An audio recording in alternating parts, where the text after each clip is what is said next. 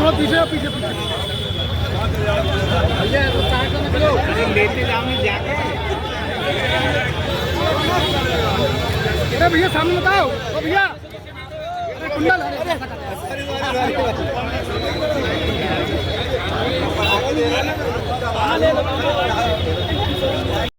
5 राज्यों के चुनाव परिणाम सामने आ चुके हैं। 3 राज्यों में भाजपा ने अपनी विजय यात्रा इस तरीके से दर्ज की है कि पश्चिम बंगाल जो बहुत जलता हुआ मुद्दा था, जिसको लेके पूरे देश की निगाहें थी, वहां पे अब खेला ना हो गई। ममता बनर्जी की टीएमसी जो है वो पूरी तरह से हार गई और भारतीय जनता पार्टी का पहली बार पश्चिम बंगाल में कमल खिला। अब पश्चिम बंगाल में भाजपा की सरकार होगी। असम में भी भाजपा ने जीत दर्ज की है और पांडिचेरी में भी। हमारे साथ हैं सांसद आशीष दुबे जी, हम आपका स्वागत करते हैं और बहुत बहुत बधाई। धन्यवाद। भारतीय जनता पार्टी की जीत को लेकर आप क्या कहना चाहेंगे?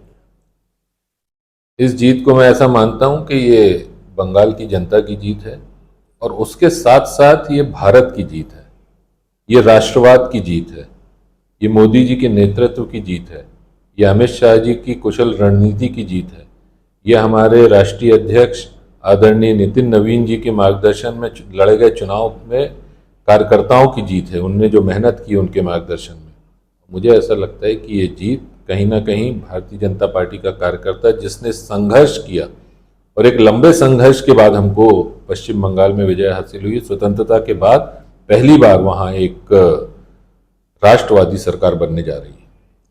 अभी जिस तरीके से चुनाव का पूरा माहौल चल रहा था, जिस तरीके से वहां पे चुनाव की कैंपेन हो रही थी, इस बीच में मोदी जी ने एक बहुत बड़ा जो अब संकल्प है उनका, उसको लेके झालमुड़ी की दुकान पे पहुंच गए और झालमुड़ी को लेके पहले विपक्ष ने बहुत कुछ व्यंग कसे, लेकिन आज देश में भारतीय जनता पार्टी हर जगह झालमुड़ी बांट रही है। मुझे लगता है मोदी जी आज वैश्विक नेता के रूप में स्थापित तो हो चुके हैं, लेकिन उनकी जड़ें आज भी मैदान में हैं और वो हिंदुस्तान की जनता से सीधे जुड़े हुए हैं। वो अपने आप को जनता से कनेक्ट करते हैं और उसी के ये सुखद परिणाम हमको लगातार देखते जा रहे हैं कि हम प्रदेश दर प्रदेश जीतते जा रहे हैं। भारतीय जनता पार्टी उनके नेतृत्व में जीतती जा रही है। अच्छा, इसमें एसआईआर का कुछ रोल रहा क्या, जिस तरीके से विपक्ष आरोप लगाता है? अब एसआईआर के रोल की क्यों बात करते हैं? वो तो एक प्रक्रिया थी, प्रक्रिया हुई। एसआईआर और भी जगह तो हुआ है, सिर्फ पश्चिम बंगाल में हुआ है ऐसा तो नहीं है। ये आरोप लगाए जाते हैं कि वहां, देखिए, आरोप जब विपक्ष की हार होती है या भारतीय जनता पार्टी से कोई भी दल हारता है तो उसको ईवीएम, अब इस बार ईवीएम के साथ साथ एसआईआर मिल गया, ये कोई मुद्दे नहीं है और जनता सर्वोपरि होती। जनता ने नकार दिया। ये तो एसआईआर में इन्होंने, मुझे याद है, मानसून सत्र चलने नहीं दिया था। मानसून सत्र लगभग 1 महीने का होता है, उसमें से सिर्फ 3 दिन सत्र चल पाया था। और एसआईआर के लिए सबसे ज्यादा अगर विरोध किसी ने आगे आकर किया था तो टीएमसी ने किया था, डीएमके ने किया था, और दोनों की हालत आप देख लीजिए आज। अच्छा, एक और बात आती है आशीष जी जो बहुत महत्वपूर्ण है, नारी शक्ति वंदन अभिनंदन जो बिल था उसका कुछ असर पड़ा है क्या? देखिए, पूरे देश ने देखा नारी शक्ति वंदन अधिनियम का किस तरीके से टीएमसी ने और विपक्षी दलों ने विरोध किया। आदरणीय मोदी जी तो संकल्पित थे कि हमको 2029 में हम महिला आरक्षण लागू करेंगे, और उसके लिए जब हमने 3 दिन का विशेष सत्र बुलाया और सभी से आग्रह किया कि हम इसको मिलकर पास करें, लेकिन आप सभी ने देखा कि उसको वह आरक्षण लागू ना हो पाए, उसमें किस तरीके से अड़ंगे डालने का काम विपक्ष ने किया, ये सारे देश ने देखा। निश्चित रूप से आज हमने तभी कहा था कि आने वाले समय में इस देश की मातृशक्ति आपसे इस बात का हिसाब लेगी, और उसकी शुरुआत हो चुकी है। लेकिन देखा जाए तो नारी शक्ति वंदन अभिनंदन जो बिल है वो वर्ष 2023 में तो स्वीकार हो चुका था। बिल तो पास हो चुका है, लेकिन उसको लागू करने के लिए भी तो कुछ तकनीकी रूप से वो करने थे।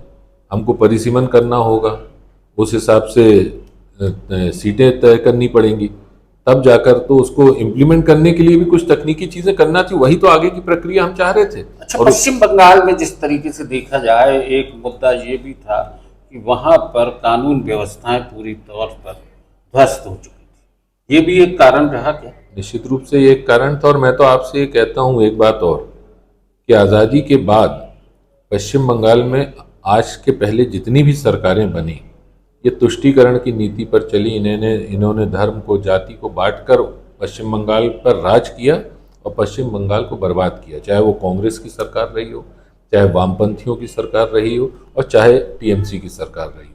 आप इन तीनों का इतिहास उठाकर देखिए, इन्होंने तुष्टीकरण को बढ़ावा दिया, इन्होंने घुसपैठ को बढ़ावा दिया, और कहीं ना कहीं हमारी भारत की आत्मा को चोट पहुंचाते हुए, हमारे बंगाल की आत्मा को चोट पहुंचाते हुए इन लोगों ने राज किया।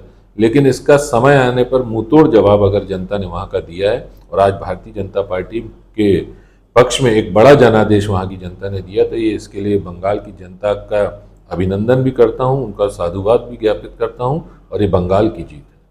तो दोस्तों, निश्चित है वहाँ के मतदाता ने जिस तरीके से भारतीय जनता पार्टी पर भरोसा जताया है और जिस उत्साह के साथ वो इस निर्वाचन के पूरे आयोजन में, जो निर्वाचन हमारे लोकतंत्र की एक बहुत महत्वपूर्ण कड़ी है, उसमें अपनी भूमिका दी है, वो निश्चित तौर पर देश के राजनीतिक पटल पर एक नया अध्याय लिख रही है। पश्चिम बंगाल में टीएमसी की हार, टीएमसी को इस बारे में विचार करने की जरूरत होगी कि आगे राजनीति में उसको किस तरह से सामना करना है। आज विपक्ष में है और भारतीय जनता पार्टी बहुत उत्साहित है, 3 राज्यों में चुनाव जीता है, निश्चित तौर पर एक बहुत बड़ी उपलब्धि है। और आशीष दुबे जी ने चर्चा की, बहुत बहुत धन्यवाद। और दोस्तों, एक और बात आपसे कहें, राजनीति में जहां तक देखा जाए, जब कतार के आखिरी आदमी की आवाज सुनी जाती है तो सत्ता पर इसी तरीके से नए अध्याय लिखे जाते हैं। आज की चर्चा यहीं तक, बहुत बहुत धन्यवाद।